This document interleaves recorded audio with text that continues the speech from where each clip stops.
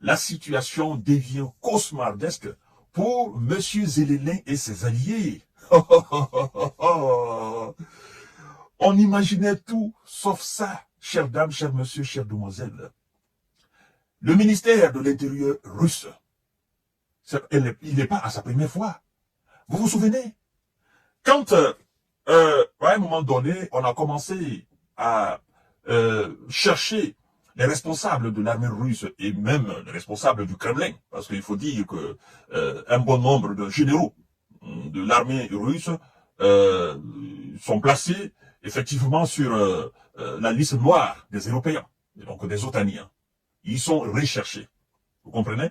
Notamment, je crois bien, le ministre de la Défense russe, Sergei Shoigu, mais aussi le commandant en chef des forces armées russes aussi, un certain nombre de responsables, mais aussi un certain nombre de responsables du Kremlin. Moi-même, je suis allé jusqu'à dire, écoutez, vous êtes en train là de faire de la comédie, parce que aujourd'hui, si on doit situer les responsabilités, n'est-ce pas, du lancement de l'opération spéciale militaire russe en Ukraine, naturellement, le seul et unique responsable, c'est monsieur Vladimir Poutine. C'est lui, le commandant en chef de forces armées russes. Et écoutez, la décision finale lui revient. Si vous pensez que s'il n'était pas d'accord pour le lancement de l'opération spéciale militaire russe en Ukraine, même si le ministre de la Défense voulait, même si le ministre des Affaires étrangères, même si le Parlement voulait, écoutez, naturellement, moi je pense que monsieur Vladimir Poutine, c'est lui, l'homme fort, d'accord, c'est le premier responsable de Russie. Même si tous les autres voulaient, si lui ne voulait pas, on n'allait pas assister à une opération spéciale. Donc, ça sert à rien de décréter des mandats contre des responsables russes. Le seul et unique responsable, c'est Vladimir Poutine. Point barre. Si vous avez la capacité, allez-y le chercher. Ils ne l'ont pas fait. Alors, qu'est-ce que la Russie a fait en retour? La Russie a mis sur sa liste noire plus de 500 personnalités américaines, mais aussi européennes, même des journalistes. D'accord? Notamment, je ne cesse de citer Barack Obama. Il peut pas mettre pied aujourd'hui sur le sol russe. Il le fait, on arrête. Et après cela, ils ont essayé de décréter leur mandat d'arrêt contre Vladimir Poutine, qui a aussi lancé un mandat d'arrêt contre le procureur de la Cour pénale internationale, monsieur Karim Khan, et un certain nombre de juges au niveau aussi de cette même Cour pénale internationale que nous autres nous traitons de Cour pénale, n'est-ce pas, des Occidentaux. Et alors, qu'est-ce qui se passe là? Qu'est-ce qui se passe là, mesdames et messieurs? Ça donne des maux de tête. Je pense que depuis hier que M. Volodymyr Zelensky, il a appris ça, non, il aura du mal à dormir. Et M. Zelensky, il faut faire très attention à là où tu mets maintenant le pied. Parce que là, la Russie lance un avis de recherche. La Russie lance un avis de recherche contre M. Volodymyr Zelensky. Avis de recherche. Et comment on l'a su? C'est, mesdames et messieurs, le ministère de l'Intérieur russe. Écoutez bien, partagez la vidéo dans tous les groupes possibles. Abonnez-vous sur cette page, activez la cloche de notification. Et likez la vidéo, naturellement, mettez assez de cœur, c'est pour sécuriser notre vidéo. Vous savez, ce que nous faisons, il y a des gens qui n'aiment pas. Donc, mais plus, il y a de l'interaction dans les commentaires. Il ne s'agit pas seulement de regarder la vidéo et de partir. Cliquez, vous partagez sur votre page. Voilà, et puis on continue le développement de notre page.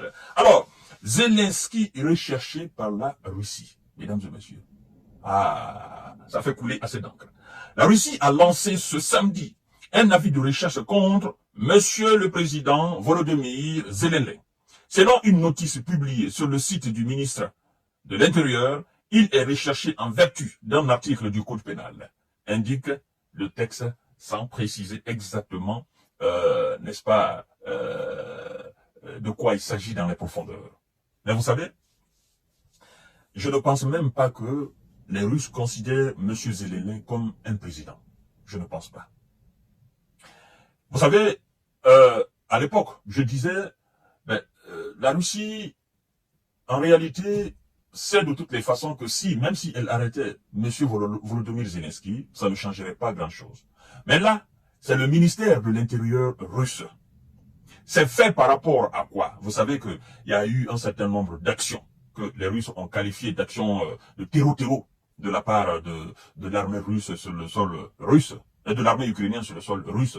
Excusez-moi pour le lapsus, un certain nombre d'actions terreau que la Russie qualifie de terreau de la part de l'armée ukrainienne sur le sol russe, qui a d'ailleurs été encouragée par les Européens, les Américains, les Britanniques, qui ont dit que dorénavant, l'Ukraine aussi a la latitude de frapper la Russie sur son sol.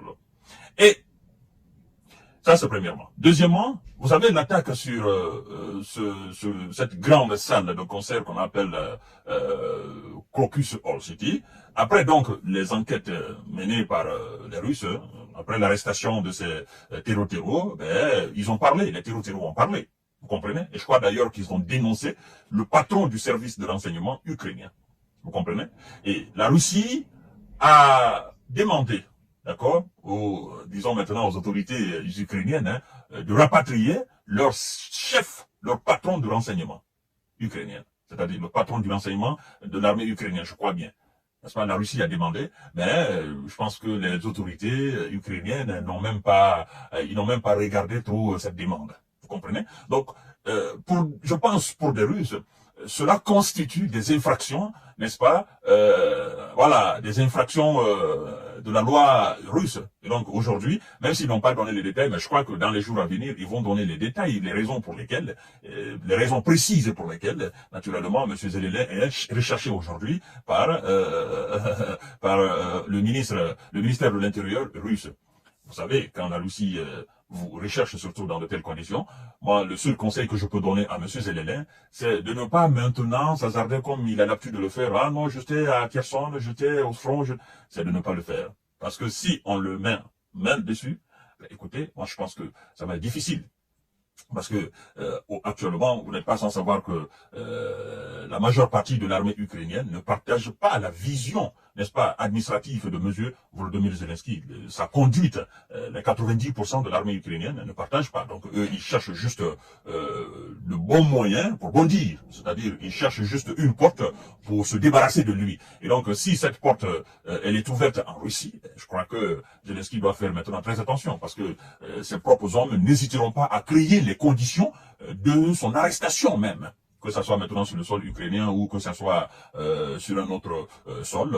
Écoutez, quand vous êtes à la tête d'un pays qui est en guerre et vous êtes à chaque fois en contradiction avec votre armée, ben, il faut faire très attention à votre fesse. Sinon, vous risquez de tomber. Étant donné même que voilà, le voisin puissant vient alors vous mettre sur sa liste des personnes les plus recherchées, ben, écoutez, ça devient très difficile pour vous. Très difficile pour vous. Et voilà, chers dames, chers messieurs, chers modèles, je crois que Zelensky l'a cherché et il a eu, dommage que ça soit ainsi.